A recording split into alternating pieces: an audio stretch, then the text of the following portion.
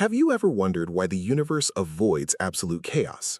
For centuries, physicists noticed that quantities like energy and momentum never change, calling these conservation laws.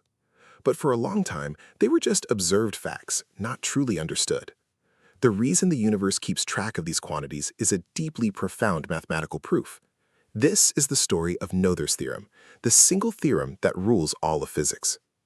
In classical mechanics, we learn the conservation of energy, linear momentum, and angular momentum. In a closed system, the total sum before an event always equals the total sum after. Before the 20th century, physicists treated these laws merely as starting points, rather than asking why they exist. Since the universe lacks a cosmic accountant, there had to be a deeper geometric or mathematical reality forcing these conservation laws into existence. When Albert Einstein published his general theory of relativity in 1915, it created a glaring problem. Energy did not seem to be globally conserved in a curved spacetime.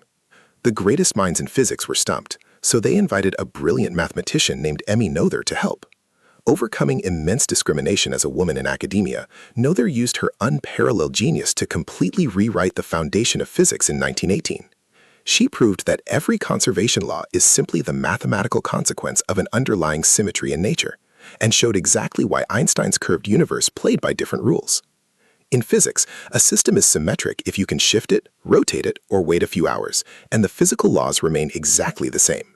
If you move an experiment 3 feet to the left and it plays out identically, your system possesses spatial translation symmetry. Noether's genius was proving that wherever a continuous symmetry exists in the fabric of the universe, mathematics strictly demands a conserved quantity. Symmetry and conservation are two sides of the exact same coin. Let us apply this directly. If you move a laboratory 1,000 miles in one direction and run an experiment, the results are identical because the laws of physics do not depend on your location. Noether's mathematics takes this spatial symmetry and crunches the calculus to produce a term that remains constant over time, mass times velocity. Because space is perfectly symmetric, linear momentum must be conserved. If space were uneven, momentum would leak away. Now look at energy. Because the laws of physics do not change from Tuesday to Wednesday, time itself is symmetric. Noether proved that this time translation symmetry strictly demands the conservation of energy. But here is a mind-bending plot twist. Because our universe is expanding, space is constantly stretching, meaning tomorrow is not physically identical to today. Time symmetry is broken on a cosmic scale.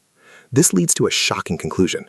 Across the entire expanding universe, energy is actually not conserved. Conservation only exists when symmetry is perfect. Look at the orbits of planets or spinning tops. They obey the conservation of angular momentum. The underlying symmetry here is rotational invariance, meaning the universe has no preferred up or down. If you rotate your laboratory by 90 degrees, the physics remain identical. When you plug this rotational symmetry into Noether's equation, out pops angular momentum. This rotational symmetry of our three-dimensional space is what keeps galaxies spinning. At the heart of this theorem is the principle of stationary action. Nature dictates that a particle moving from point A to point B will take a path where a quantity called action is stationary, meaning its mathematical variation is exactly zero. When we apply a continuous transformation and demand that the action remain stationary, Noether extracted a pure mathematical term with a time derivative of zero. A time derivative of zero means the quantity never changes and is irreversibly conserved. It is a proof so pristine it becomes pure geometry. Today, Noether's work is the absolute bedrock of modern physics, extending into quantum field theory and the discovery of new fundamental forces.